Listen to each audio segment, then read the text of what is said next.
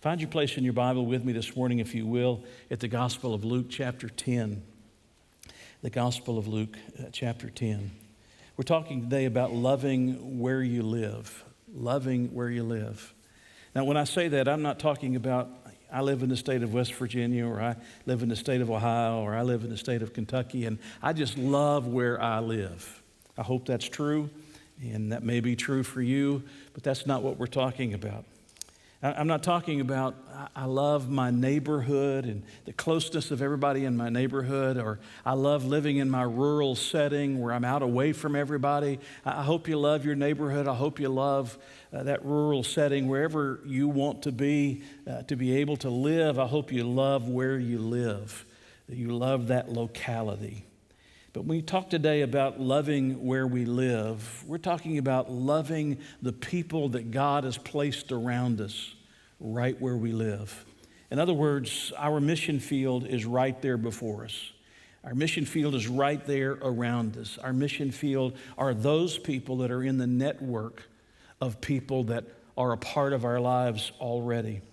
And to talk about that, I want us to look today at what is one of the most familiar stories in the New Testament, the story of the Good Samaritan. It's a little difficult when you're going through a story that is so familiar to bring out something different or something new, but it's always important to make sure that we remember the teaching and the truth of this story. And I want to do that by giving you 6 statements. I don't think we'll get all 6 of those today, but I want to give you 6 statements that I hope that you'll pay attention to and that you'll let guide you in the coming weeks and months as we seek to love where we live. The people that are around us in our own community, right where we are, to love where we live. We begin today by being introduced to a lawyer. When you think of a lawyer, we're not thinking about somebody who prosecutes or somebody who defends or somebody who sits on a bench as a judge.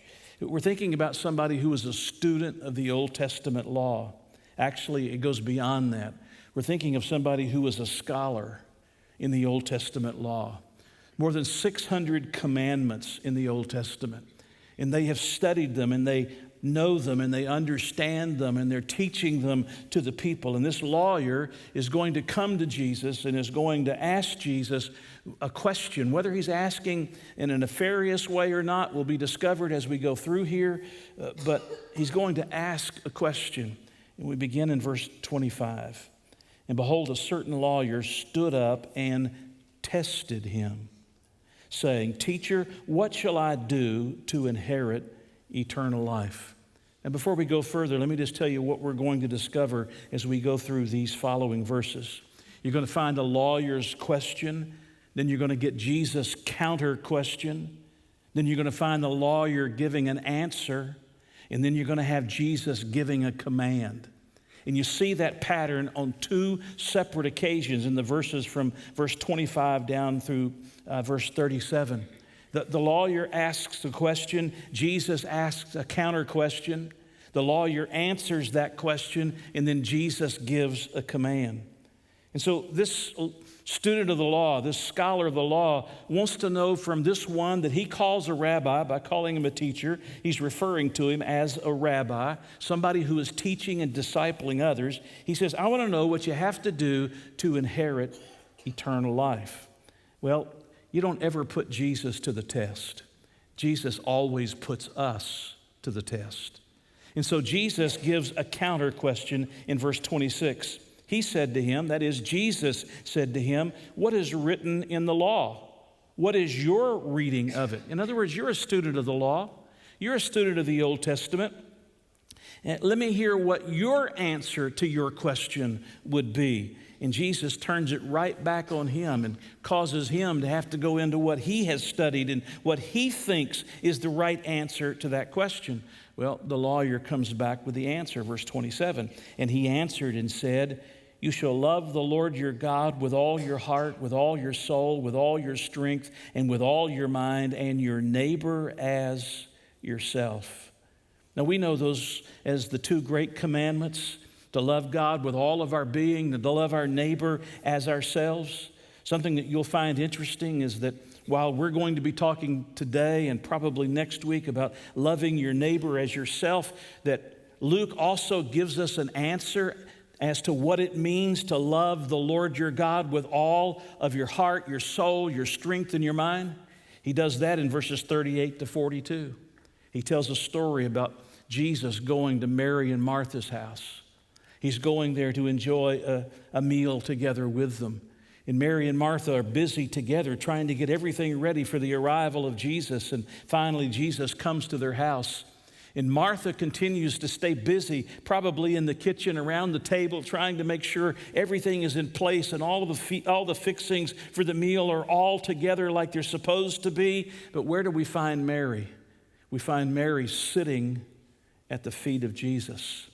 Sitting at the feet of someone is the phrase referring to somebody being a disciple of another. You see that on a number of occasions in the New Testament. They sat at the feet of Gamaliel, or they sat at the feet of this one or that one. They were sitting and they were listening to and they were learning from. And Mary had chosen, rather than to be distracted with all of the busyness and all of the activity, Mary had chosen to do the better thing, which was to sit at the feet of Jesus and listen to what he had to say so that she could obey him and she could love him.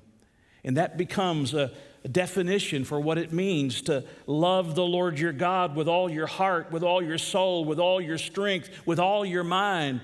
In other words, you can be as busy as you want to be. There can be all kinds of busyness going on, but what's most important is that you sit at the feet of Jesus and you're consumed with him and you're listening to him and you're enthralled with him and he is the focus of your life.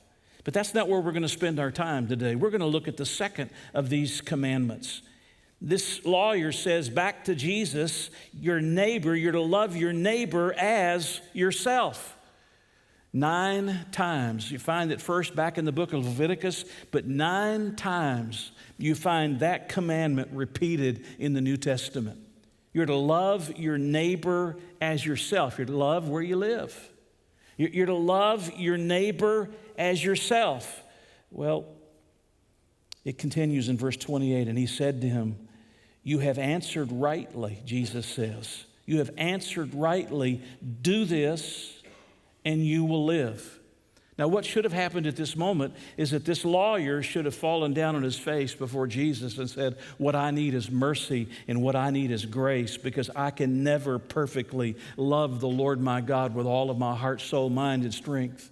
And I can never love my neighbor as myself as I should. And I am a failure and I am at fault, having broken the law of God. He should have been calling out for mercy and for grace. But you know, people that are in an argumentative mode, that think that they're right, inevitably come back.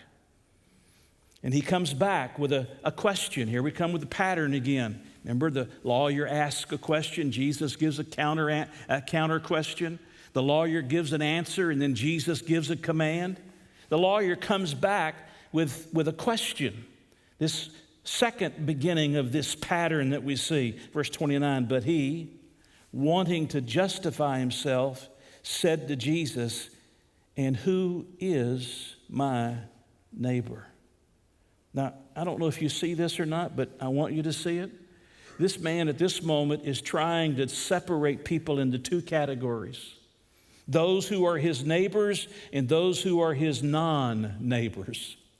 He's trying to distinguish who it is I'm supposed to be showing this love to, that I'm supposed to be loving like I love myself. Who am I supposed to be giving this kind of love to? And he wants to be able to distinguish, surely not meaning love the Gentiles or love the Samaritans. Surely you're not meaning love everybody. You mean very narrowly those that are within our own nation, our own people, the Jewish people. Who is my neighbor, Jesus? Trying to make that distinction. Well, Jesus, he gives his counter question. Then Jesus answered and said, a certain man went down from Jerusalem to Jericho and fell among thieves who stripped him of his clothing, wounded him, and departed, leaving him half dead. Just so you know, the distance between Jerusalem and Jericho is about 17 miles. It's over a very rough road, at least it was at this point, over a very rough road. It descends by more than 3,000 feet from Jerusalem down to Jericho. There are rocky crags everywhere along this route. It falls away at some places down into that desert valley. It was a very dangerous road to travel. There were some Jewish historians who talked about the sheer number of bandits or robbers that would be found on this particular road at different times. And this man is making his way from Jerusalem down to Jericho. Maybe he's a priest, maybe he isn't. Maybe he's a Levite, maybe he isn't. He's Jewish. And he's on this road, and on this particular day, making his way down toward Jericho, which is where a lot of the priests lived. There are thieves that come and they attack him.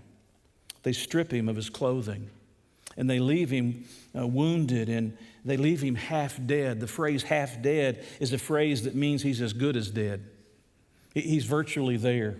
He's only a matter of minutes, if maybe an hour or two away from dying, and they leave him in this desperate circumstance. And Jesus is now, remember, responding to who is your neighbor. He's about to give a counter question to this lawyer. But before he gives the counter question, he gives the story, and he says there's a man going from Jerusalem to Jericho. He gets beaten and stripped of his clothes. He's wounded, and he's left lying in a ditch, and he's only just a little while away from dying.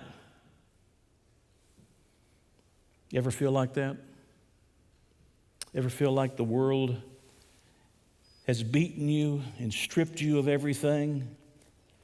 And they've left you and used you, and they've walked away from you and have very little concern for you because you no longer have any value to them. There's nothing else that they can take away from you. Can I tell you that there's people all around our lives, if we love where we live, there's people all around our lives.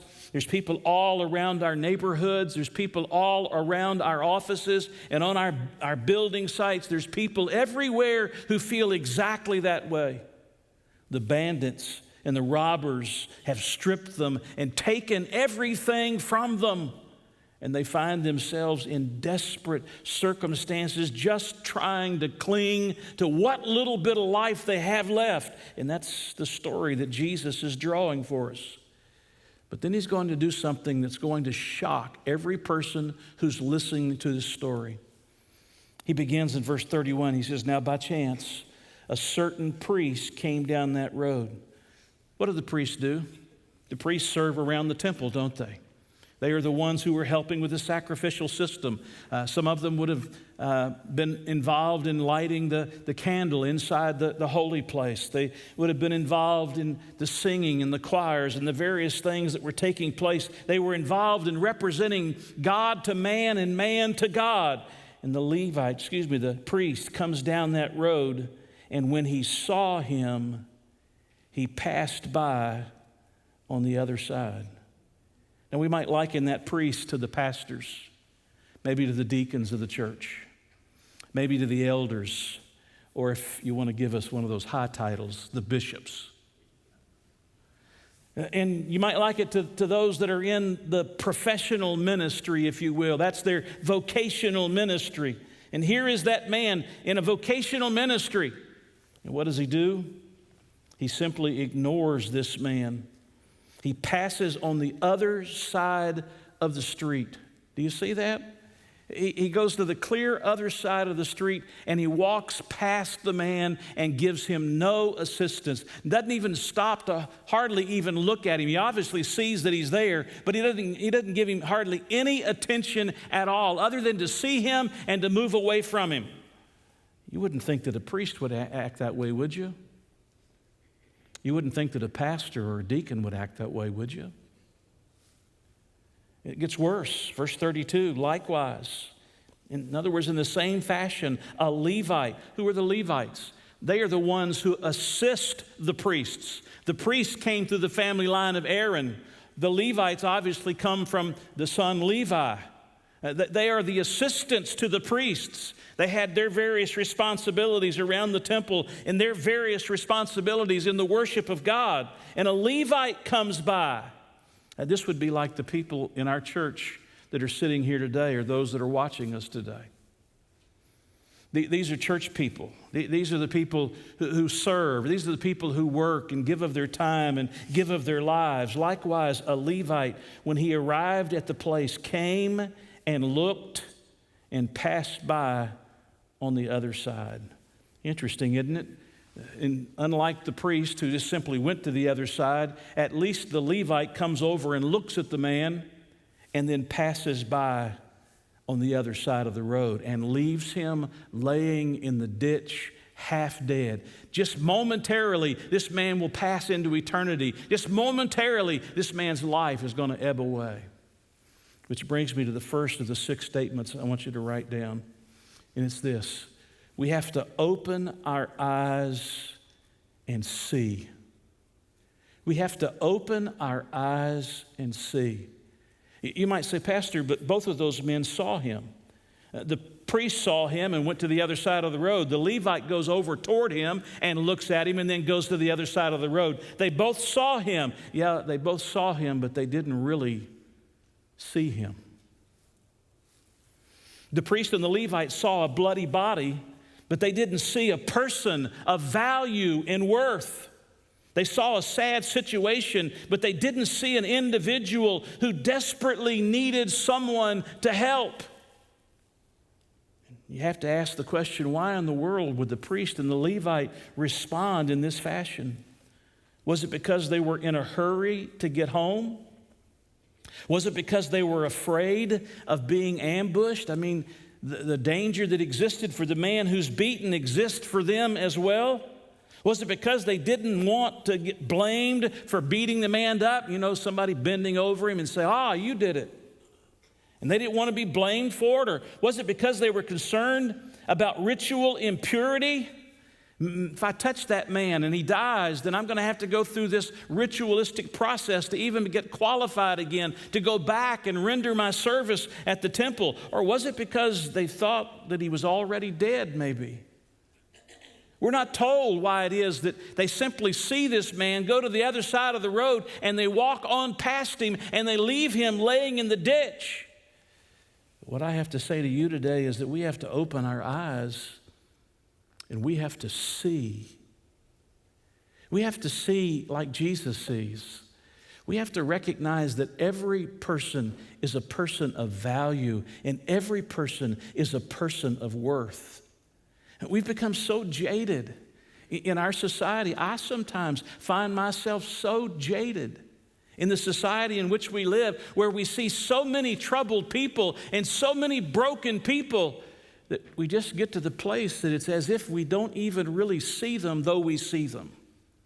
We don't really see the worth of those individuals. We don't really see the image of God in those people. We don't really see the souls that each of them have. We don't see them the way God sees them. We see them, but we don't really see them.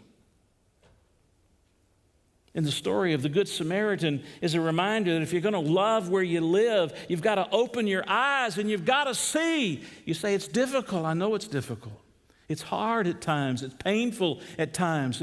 It's hurtful at times to see what's going on around us. But if we don't see what's going on around us, we'll never be able to love where we live.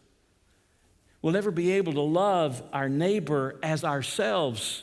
We see the neighbor and we see the trouble they're in and we see the difficulty they're having and we see, but we don't want to be involved with it. And so we don't really see it. We just sort of look past it and move on by them and hope that somebody else will see them in a more effective way to help them. You've seen a number of stories like this over the years. If I give you this one, you're going to be reminded of some others that we've heard about from the news. But this is one that especially struck me when I had heard about the story. It happened a number of years ago to a young woman who was in her late 20s. And as she was going home, on her way home, a man attacked her, began to assault her, and began to stab her. Again and again, assaulting her and stabbing her and assaulting her and stabbing her. It took over a half an hour to murder her. It took over a half an hour to murder her. She was screaming repeatedly for somebody to come to my aid. Somebody help. I don't know what all the words were that she was saying. I don't know all the things that she was yelling, but she was screaming. You knew she was in trouble. And here's the troubling thing. There were 38 people who were looking from their apartment windows, who were interviewed by the police. 38 people looking on from their apartment windows, watching the crime take place. And not one, not even one, bothered to even call the police.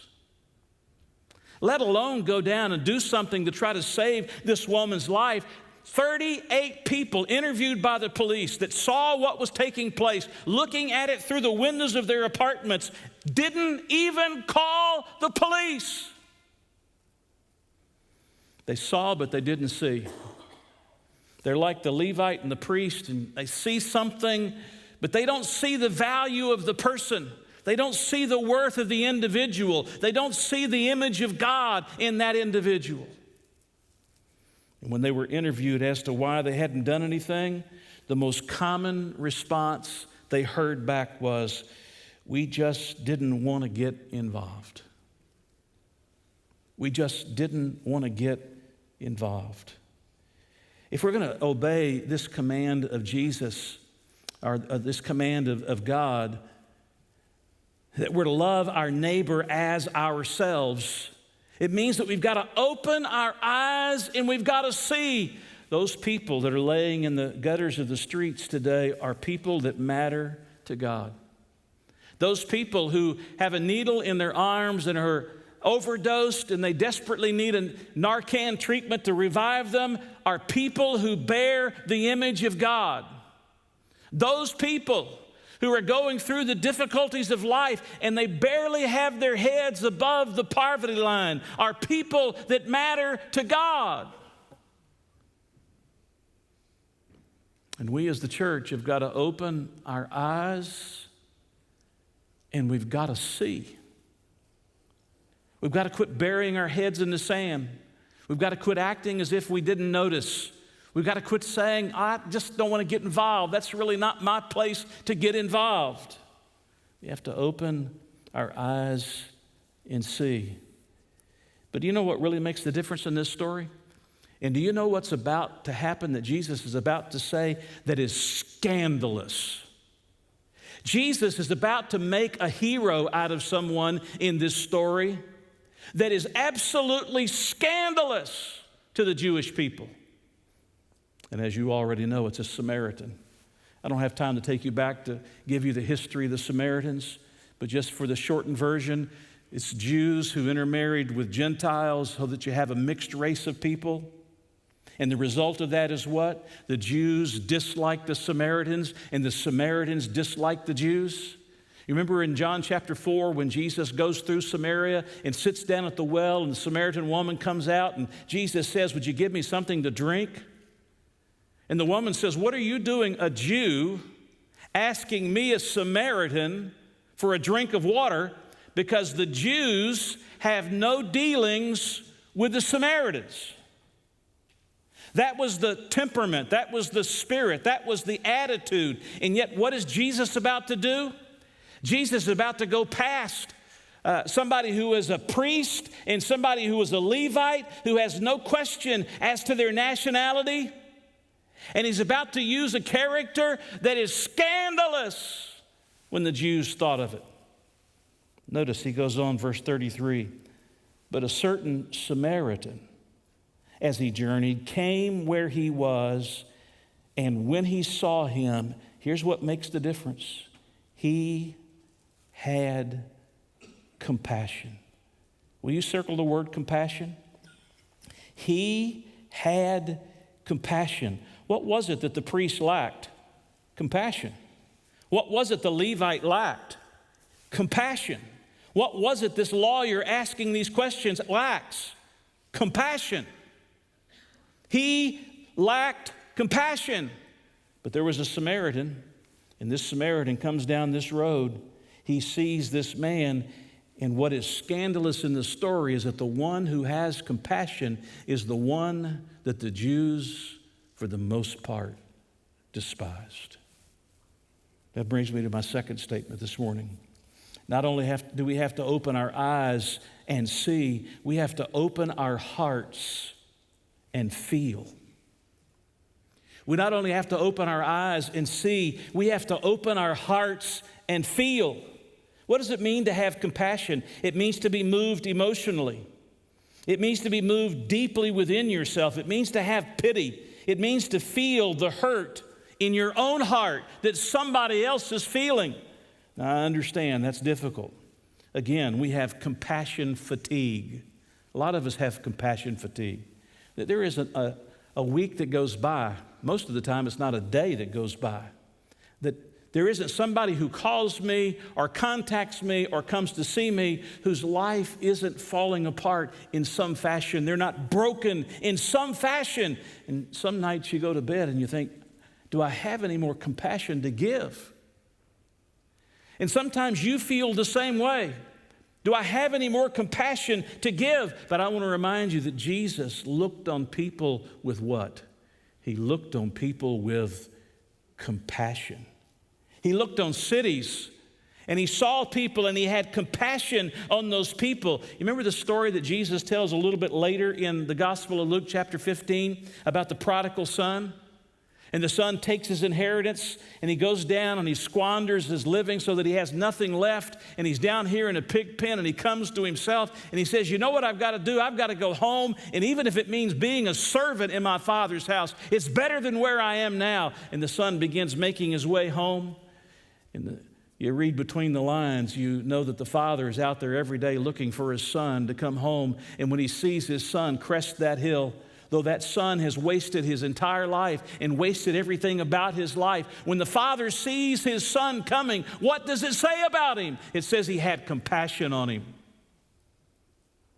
He had compassion on him. And Jesus had compassion on people again and again. Aren't you thankful for the compassion that Jesus had for us? Squire Parsons wrote a song that says this, he came to me, oh, he came to me. When I could not come to where he was, he came to me. That's why he died on Calvary. When I could not come to where he was, he came to me. He came to me when I was bound in chains of sin. He came to me when I possessed no hope within. He picked me up and drew me gently to his side, where today in his sweet love I now abide. Do you know what brought Jesus from heaven? It's his love for us. It's his compassion on mankind. He sees people who are broken. And rather than seeing them and walking on by them, he came into our world and he suffered the most horrendous death you could possibly suffer and took upon himself the penalty of our sins and was buried in a tomb and raised that third day victorious over sin and over death. Do you understand what I'm saying? If we're going to love where we live, we've got to open our eyes and we've got to see the people in our neighborhoods and we've got to see the people in our offices and we've got to see the people that we call our friends. And we've got to open our hearts and feel. We've got to ask God to help us to feel what they're feeling, to have pity upon them, to see the desperation of their circumstances. They don't know what they're looking for. They don't know why their life is empty. They don't understand how the things they're using will only run out in the end and provide no real satisfaction. And if we don't love where we live, where our hearts are opened so that we can feel what they feel, we'll never be moved to go to them. Here's a man in this story where Jesus says it's a good Samaritan or a Samaritan. By the way, to the Jews, there was no such thing as a good Samaritan. That's what we call this story. But as far as the Jews were concerned, there was no such thing as a good Samaritan. But let me ask you a question. If you were the man who had been beaten and stripped and robbed and left for dead, you think you'd care whether it was a priest or a Levite, or a Gentile, or a Samaritan? that came to help you? What it takes is compassion. It takes people who look around and recognize and seek to try to feel what other people are feeling so that you have a desire to do something to help them and to bless them. Terry Muck is an author, and he tells the story about a man that lived in a neighborhood, and he was neighbors with an unbelieving family. These two families talked over the fence, and they had things in common in that respect. They shared, the tools of grass cutting and things of that nature, but that's about the extent of their conversation. They just sort of talked in generalities to each other over the fence, but then the unbelieving neighbor's wife was stricken with cancer. Within 3 months, she was gone. She was dead. This unbelieving man writes, "I was in total despair. I went through the funeral preparations and the service, in the service like I was in a trance. After the service, I went to the path along the river and walked all night." I wonder what he was thinking about doing. "But I didn't walk alone. My neighbor followed me. I guess he stayed all night. He didn't speak. He didn't even walk beside me. He just followed me. When the sun finally came up over the river, he came over and said, 'Let's go get some breakfast.' I go to church now, my neighbor's church. A faith that can produce that kind of love is something I want to find out more about. I want to love and be loved like that for the rest of my life." Do you realize most people don't feel loved? They feel used. They feel beaten, but they don't feel loved. Would you be willing to give up a whole night to follow a neighbor that you are concerned might be seeking to harm himself in the depth of his own grief? And then when the morning light comes, offer him to go get breakfast together and help him to begin a pathway toward healing of going through his grief and helping him to find that the Lord loves him even though his wife is now gone from him? Would we be willing to have that kind of compassion? We have to open our eyes and see. We have to open our hearts and feel. To open our hearts and feel. The old saying is that people don't want to know they don't want to know that you care until they don't want to know what you know until they know that you care. Did I get that right? They don't want to know what you know until they know that you care. Who are you caring for today? Who are you reaching out to? Who are you seeking to feel what they're going through? Who are you sympathizing with, having empathy for? Who is it that you've opened your heart so that you can feel what they're feeling? Well, it didn't stop there. You'll notice it goes on. Verse 34. So he, Jesus telling this story, so he went to him and bandaged his wounds, pouring on oil and wine, and he set him on his own animal before him, and brought him, I should say, to an inn. And here's the words, took care of him. If you look down in verse 35 in the middle, he tells the innkeeper, take care of him. But what does he do? He goes to him. He bandages up the wounds. He pours in oil and wine. He sets him on his own animal, and he brings him to that inn. And then he pays the expense for that man to stay in that inn. Not only do we have to open our eyes and see and open our hearts and feel, we have to open our hands and help. Did you hear me? We have to open our hands and help. And here is the man who had every reason. The other two men, you would have thought, this being one of their own brethren, would have stopped and helped him. But here is a man, the Good Samaritan, who could have said, you know what, the way they've treated us through the years, I don't think I'll do anything for this man. I'm going to be the one that walks on the other side of the street and walks down the street, but he didn't do that. Can you imagine the Jewish audience that's listening to this right now? Just imagine you're the Jewish audience. You're listening to Jesus tell this story, and he just made a hero out of a Samaritan. It would be a little bit like making a hero out of an Islamic terrorist. If you want to get the idea of how they would have felt and how scandalized they would have felt at this moment. And they couldn't believe that Jesus was saying these things, that a Samaritan went and did what our own brethren weren't willing to do. This man not only opened his eyes and he saw and opened his heart and he felt, but this man opened his hands and he helped. I mean, this was no easy task. Probably the strips that he used to bind the wounds were torn off of his own clothes. It's not likely that he was carrying extra strips for the purpose of being able to bind up somebody's wounds that day. Likely torn off of his own. The oil in the wine, it softens up the wounds that were on his body. The wine is a disinfectant to try to keep the infection out. He puts him on his own animal. Now the Good Samaritan is the man who is walking the animal along. He's in the servile position while this one that he's just rescued is riding on the animal. And in this servile position, he brings the man to the inn and he takes care of him. Did you see that at the end of verse 34? He doesn't just leave him with somebody and walk away. First, he takes care of him. He opened his hands and he helped. He opened his hands and he helped. You see, when you start seeing people who are broken and beaten and left by the world around them, even though they don't know what's wrong or why they're in their condition, they only know that their life is ebbing away from them, and you begin to open your heart so that you can feel what they must feel. I hear some of the stories that are told to me through some of the ministries of our church about women that are in prostitution and the kind of circumstances out of which they have grown up.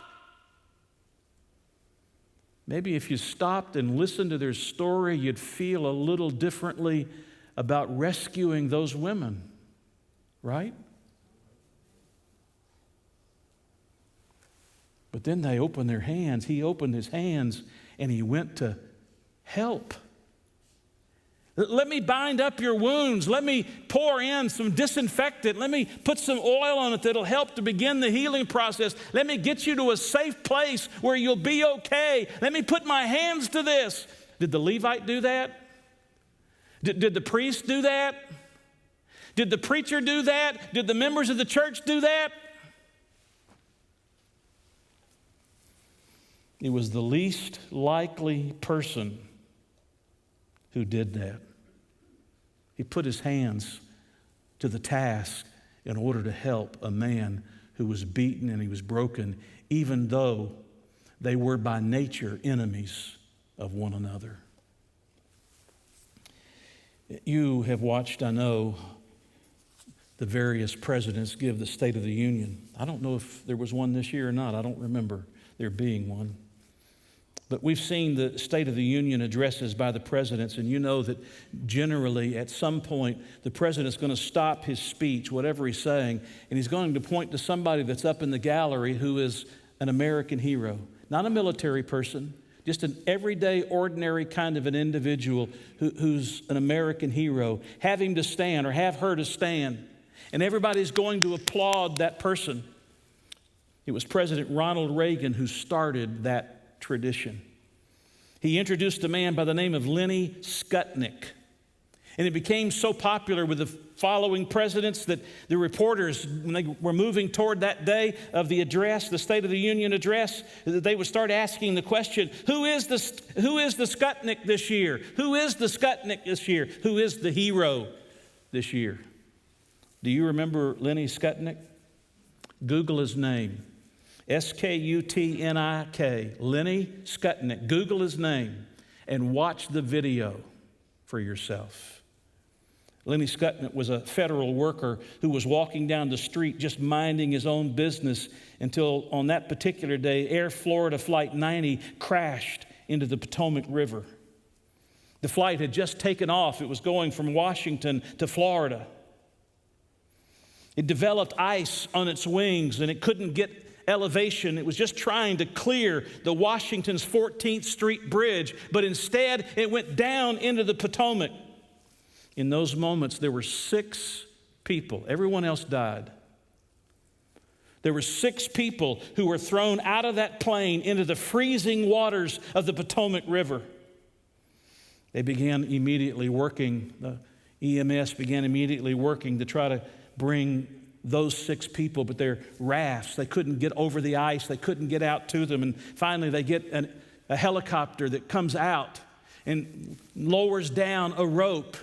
And they asked the people, one of these 6, to hold onto the rope. They only had one rope to begin with, one rope to hold onto the rope, and they would lift them up out of the water, and they would pull them over and drop them on shore, and then they would go back to try to rescue another one.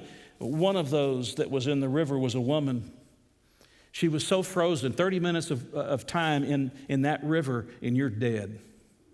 She was getting close to that. She was already beginning to submerge, a little at a time, submerging. There were people on the bridge above who were watching this unfold, and they were cheering for her. Grab the rope, grab the rope, grab the rope. But she was so cold, she couldn't get her arms up to grab the rope for herself so that she could be pulled to safety. That's when Lenny Skutnik realized that something had to be done. Just a common, ordinary kind of a guy. Nothing all that special about him. He's just like you and me. He saw that something had to be done, and this woman was going to drown in a matter of the next moment or two. You know what he does? He tears off those outer garments and he dives into the water of the Potomac River. He swims out to this woman. He takes hold of her and he pulls her back to the shore and saves her life. Of the 6 people, 5 of them were saved that day. That one woman was saved by Lenny Skutnik. It was a man who saw that there was something that needed to be done, who had compassion in his heart, and he opened his hands and helped. He opened his hands and helped. Now, I'm not suggesting that you're going to be confronted with something as dramatic as that, though I hope if you and I are confronted by something that dramatic, that we might be willing to do something like that. That would have been a great place for an amen. I hope that we would be brave enough to be able to do that. Just go listen to what Lenny Skutnik has to say about that rescue. Just Google it. It's on YouTube. It's an incredible thing to listen to. A man who was willing to open his hands and he was willing to help. The president called him a hero. Do you know what Jesus would have called him? Jesus would have said, he's a good neighbor. He's a good neighbor. He's a good Samaritan. Jesus would have recognized him and called him something different than a hero, but Jesus would have recognized him because there was a man who opened his eyes and saw, and a man who opened his heart and felt, and a man who opened his hands and helped. I'm going to stop the message at this point, and we're going to pick up the other 3 points next week. But we gave you something when you came in a few minutes ago, a card. It says, love where you live. And on the other side of that card, there's a place for you to write the names of people. People that are across the fence from you in your own neighborhood. People that are just down the street from you. Or maybe if you live in a rural setting, it may be a pasture field or 2 down. But you know who they are, and they know who you are. And you have general conversation every once in a while. It may be somebody that you work with. It may be somebody in your own family. But I'm asking you to take this card, and I'm asking you between now and next message to write the names of those people on this card and to promise that you're going to pray for those people and you're going to pray for open doors. And that when those open doors come, that you'll have the eyes to see and the heart to feel and the hands that are ready to help. And you'll say, I'm going to pray for these people. You're going to put it in your Bible. It's going to become a bookmark for you. Because every time you open your Bible, you're going to see that card and you're going to tell yourself and remind yourself, God expects me to love where I live. I don't have to go to the other side of the world. God calls some people to do that.